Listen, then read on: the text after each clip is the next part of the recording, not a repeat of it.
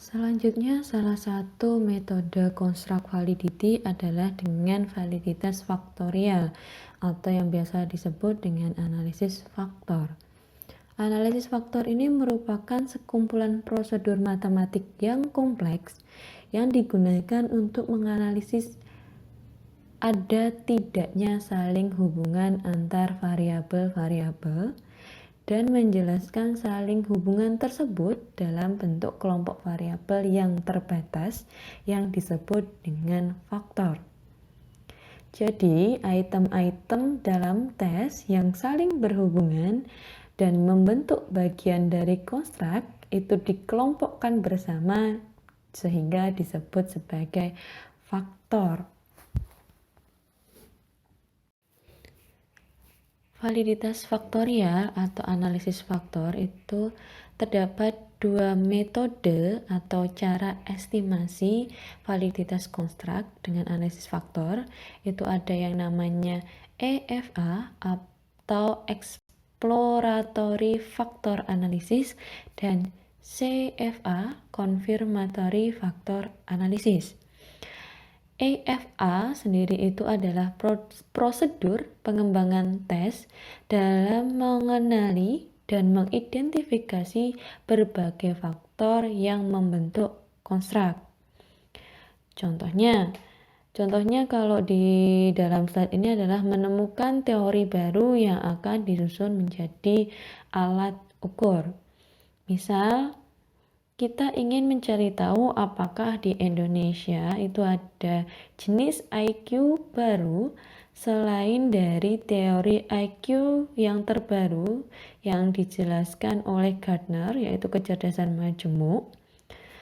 Maka dari itu kita mencari tahu di seluruh Indonesia dengan cara wawancara atau survei dengan pertanyaan terbuka terkait dengan IQ itu. Kita akan menanyakan tentang kemampuan kognitif, yaitu terkait dengan kemampuan verbal, visual, audio, ataupun spasial, kemudian kemampuan emosi, kemampuan sosial, kemampuan beradaptasi, dan lain sebagainya.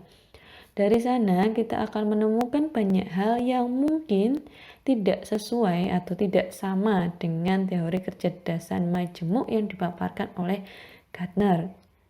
Sehingga kita punya teori baru nih tentang IQ yang sesuai dengan Indonesia. Sehingga nanti kalau kita ingin mempunyai alat ukur IQ baru, kita akan menyusun alat ukur IQ tersebut dengan cara menyusun item baru, kemudian teori IQ Indonesia yang kita temukan ini kita uji validasinya dengan menggunakan metode EFA ini. Karena ketika kita mempunyai teori baru atau penemuan teori baru, caranya ketika kita akan membuat alat ukur baru, uji validasinya kita akan menggunakan EFA atau Exploratory Factor Analysis. Kemudian untuk CFA itu digunakan untuk memverifikasi banyaknya dimensi yang mendasari bangunan suatu tes atau faktor dan pola hubungan antar item dan faktor.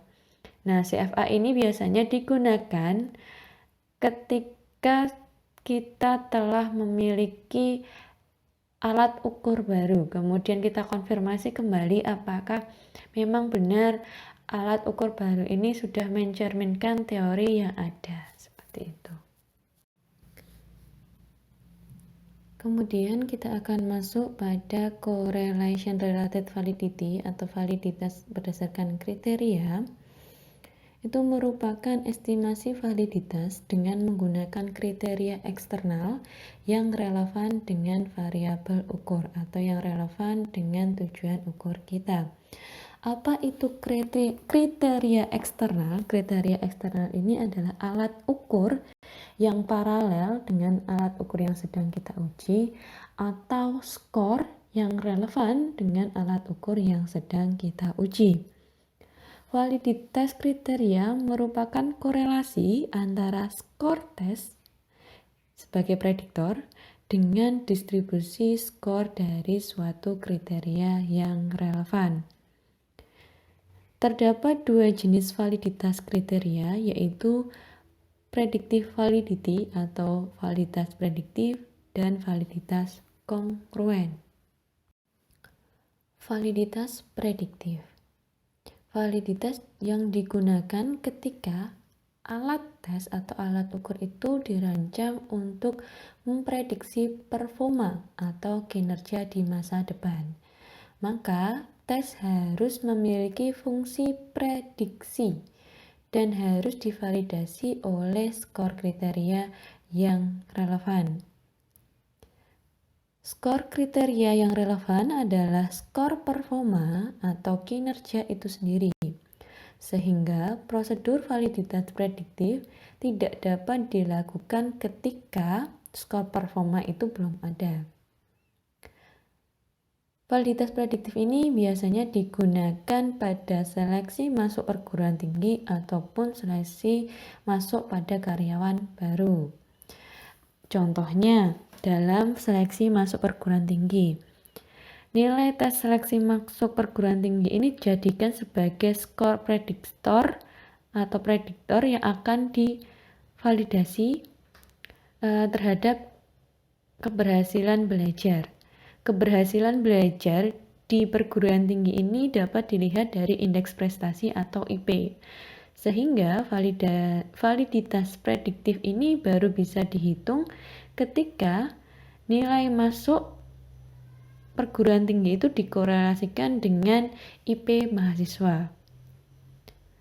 Sehingga prosedur validitas prediktif ini biasanya membutuhkan waktu lama dan biaya yang tidak sedikit, karena harus menunggu minimal 1 semester apabila itu ingin menguji validitas tes seleksi masuk mahasiswa.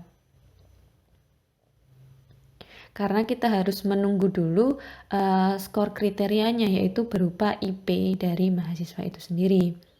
Validitas prediktif merupakan validitas yang prosesnya berkelanjutan untuk terus mengembangkan alat tes. Jadi, validitas prediktif itu dilakukan secara terus-menerus untuk mengembangkan alat tes. Karena tidak mungkin kita hanya memiliki satu paket tes seleksi masuk mahasiswa, tapi kita akan mempunyai beberapa paket tes, sehingga itu perlu divalidasi terus-menerus. Untuk validitas kongruen, yaitu menguji sejauh mana kesesuaian antara hasil ukur alat ukur atau tes yang sedang kita uji validitasnya dengan alat ukur atau tes yang lain yang relevan dengan kualitas psikometri yang sudah teruji. Contohnya, kita akan menguji validitas kongruen alat tes IQ yang kita buat sendiri, itu kita korelasikan dengan alat tes IQ yang sudah terstandar atau sudah jelas validasinya. Umpamanya alat tes IQ kita korelasikan dengan alat tes IQ BINI. Nah, hasilnya itu nanti, hasil korelasi itulah yang menjadi validitas kongruen. Skor dari alat ukur yang sudah teruji kualitasnya dijadikan sebagai skor kriteria validasi. Nah, jadi alat yang sudah teruji atau alat tes yang sudah terstandarisasi itu nanti skornya akan kita jadikan skor kriteria validasi.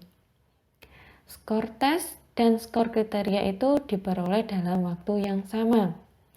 Jadi kalau dalam validitas prediktif itu kita harus menunggu dari skor kriterianya karena kita menunggu hasil performanya, sedangkan kalau dalam validitas kongruen kita bisa dapat skor tes dan skor kriteria itu dalam satu waktu yang sama.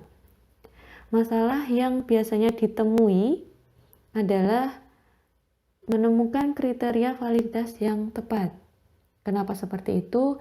Karena umpamanya tadi contohnya adalah kita punya alat ukur IQ baru yang akan kita validasi menggunakan alat ukur IQ yang sudah ada. Kadangkala aspek atau komponen pembangun IQ yang kita miliki atau komponen pembangun IQ teori baru kita itu tidak selamanya selalu sama dengan teori IQ yang sudah ada, sehingga itulah yang membuat itu sulit. Atau lebih mudah teman-teman yang sudah paham tentang tes paralel, kita akan kesulitan kan untuk membuat tes paralelnya atau sesuatu yang dianggap sama tetapi berbeda, yaitu secara teori sama tetapi bentuknya berbeda, soal-soalnya berbeda. Nah, itulah kesulitan dalam validitas kongruen itu hampir sama ketika kita akan membuat tes paralel, itu hampir sama. Seperti itu.